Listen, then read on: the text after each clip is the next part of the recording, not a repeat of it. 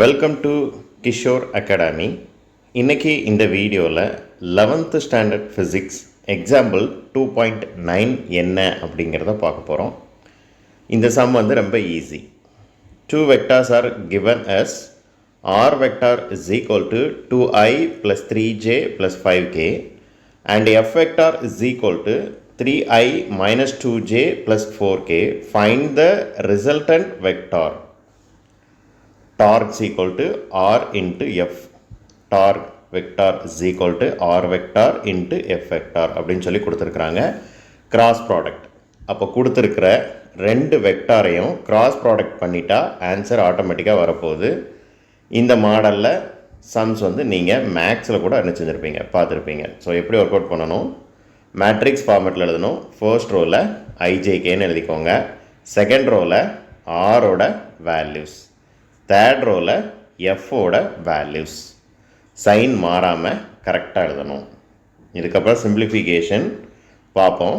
First ஐ வெக்டாரோட value என்னன்னு கண்டுபிடிக்க போகிறோம்.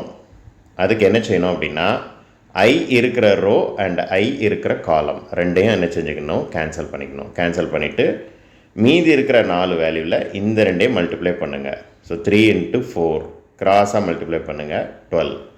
அதுக்கப்புறம் -2 into 5 which is equal to -10. So இந்த ஃபர்ஸ்ட் வேல்யூவிலேருந்து ரெண்டாவது வேல்யூவை சப்ட்ராக்ட் தான் பண்ணணும். அதனால தான் இந்த நடுஸில் உள்ள மைனஸ் சைன் வந்திருக்கு. இதே மாதிரி ஜே வெக்டாருக்கு என்னன்னு பார்ப்போம். அதே மாதிரி ஜே இருக்கிற ரோவையும் ஜே இருக்கிற காலத்தையும் என்ன செஞ்சுக்கிடுவோம், கேன்சல் பண்ணிக்கிடுவோம்.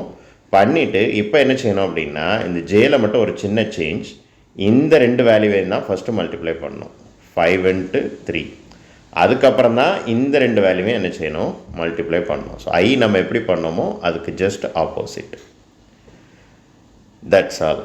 அதே மாதிரி கே, இப்போ கே இருக்கிற ரோ அண்ட் காலம். பட் இது வந்து ஐக்கு நீங்கள் எப்படி பண்ணீங்களோ, அதாவது மாறி மாறி வரும். ஃபஸ்ட்டு ஐக்கு நம்ம எப்படி பண்ணோமோ அதுக்கு ஜஸ்ட் ஆப்போசிட்டாக ஜே, மறுபடி ஐக்கு எப்படி பண்ணோமோ அந்த மாதிரி தான்.